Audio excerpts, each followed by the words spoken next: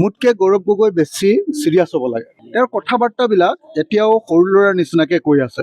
মানে এতিয়া political actually গাজাখুৰি কৰি থকাৰ সময় নহয়। আমাৰ নিজৰ যিটো সমষ্টি, চবৰ সমষ্টি, মইতো ভাবোঁ যে মোৰতো এটা সমষ্টি শিৱসাগৰ আৰু গৌৰৱ গগৈৰ 10টা সমষ্টি।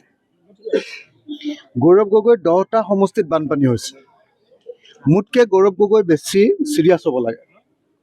মোতকে বেছিকৈ গৌৰৱ গগৈ বেছি কষ্ট কৰিব লাগে। কিন্তু যেনেকৈ মই দেখিছোঁ যে অসম চৰকাৰে এই মানুহখিনিক লৈ চিৰিয়াছ নহয়, তাতকৈ বেছি চিৰিয়াছ নহয় গৌৰৱ গগৈ ডাঙৰীয়া। তেওঁৰ কথা বাৰ্তাবিলাক এতিয়াও সৰু ল'ৰাৰ নিচিনাকৈ কৈ আছে। এইটো দুৰ্ভাগ্যজনক কথা।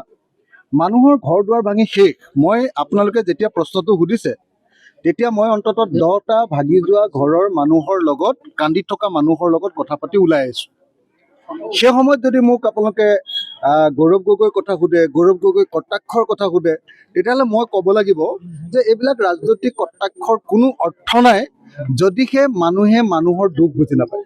মানুহৰ দুখ আন্তৰিকভাৱে উপলব্ধি কৰিবৰ কাৰণে, বুজি পাবৰ কাৰণে, হৃদয়ত ভৰাই ল'বৰ কাৰণে আৰু সেইমতে মানুহৰ কাৰণে কাম কৰিবৰ কাৰণে আহ্বান জনাইছোঁ।